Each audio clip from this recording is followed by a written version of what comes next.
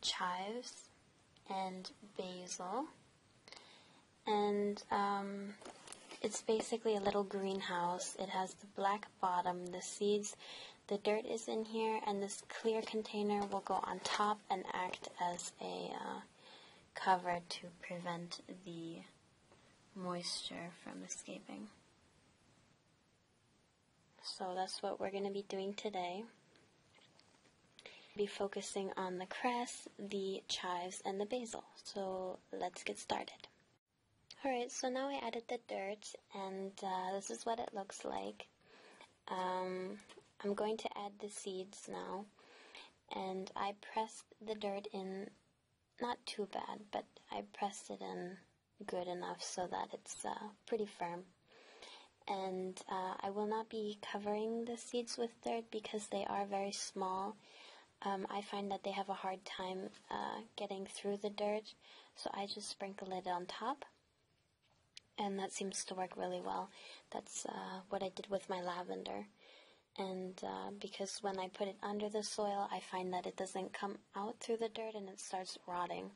So I'm just going to sprinkle the seeds on top, and I will show you what that looks like. So if you've never seen cress seeds, this is what they look like.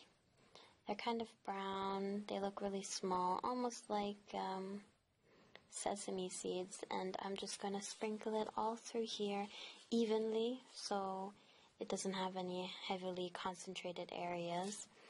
And yeah, I'm going to do the same thing for the chives and the basil. So instead of pouring it directly from the bag, I have it in my hand here because it gives me a little bit more control on where the seeds actually land. And that's what it looks like. And I'm going to do the same thing for the chives and the basil, and I will be right back. Alright, so it's kind of hard to tell, but I have the seeds now in the cress, the chives, and the basil. I don't know if you can see that. Little black seeds here and here. And I'm going to water them now. With seeds, you want to constantly make sure that they're moist, but you don't want to overwater them. Okay, so I'm not going to be pouring water directly onto them. I'm going to be using this spray bottle. And I'm going to be just spraying the surface so that the top of everything is moist because they don't have roots right now, so the bottom doesn't need to be wet.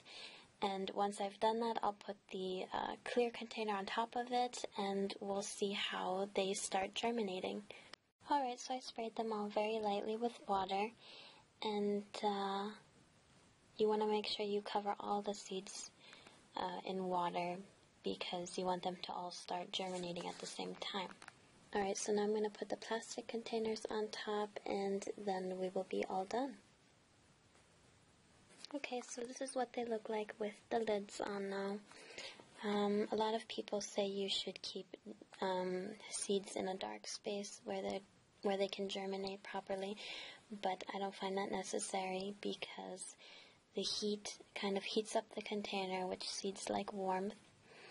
And it also makes the water evaporate, which collects onto here, and it'll pour back down onto the seed.